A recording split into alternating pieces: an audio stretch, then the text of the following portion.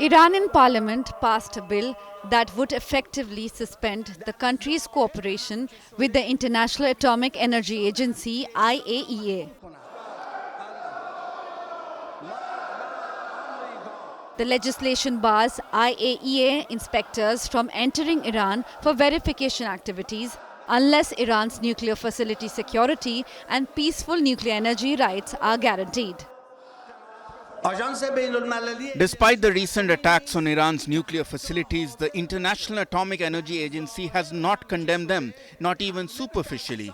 It has undermined the agency's international credibility, and for this reason, the Atomic Energy Organization of Iran is suspending its cooperation with the agency until the security of its nuclear facilities is guaranteed and Iran's peaceful nuclear program will proceed at a faster pace. The bill was passed a day after the UN nuclear watchdog called for the restart of inspections in Iran.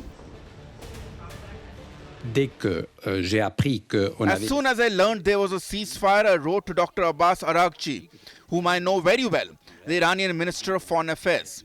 I said, well, we'll have a ceasefire, conditions will improve, we need to sit down. I didn't say I'll come immediately to inspect, etc.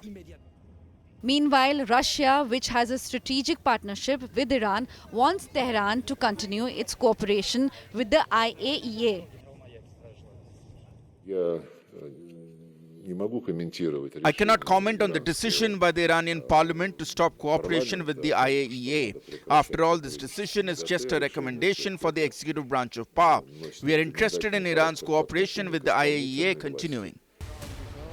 Iran insists it will not give up its civilian nuclear program in the wake of the massive attacks on the country by Israel and the United States. The move comes days after US brokered a ceasefire between Iran and Israel, ending 12 days of fierce hostilities, which also included an intensive US military intervention that struck 3 Iranian nuclear facilities on the 22nd of June. With Neha Kumari, Bureau Report, India Today.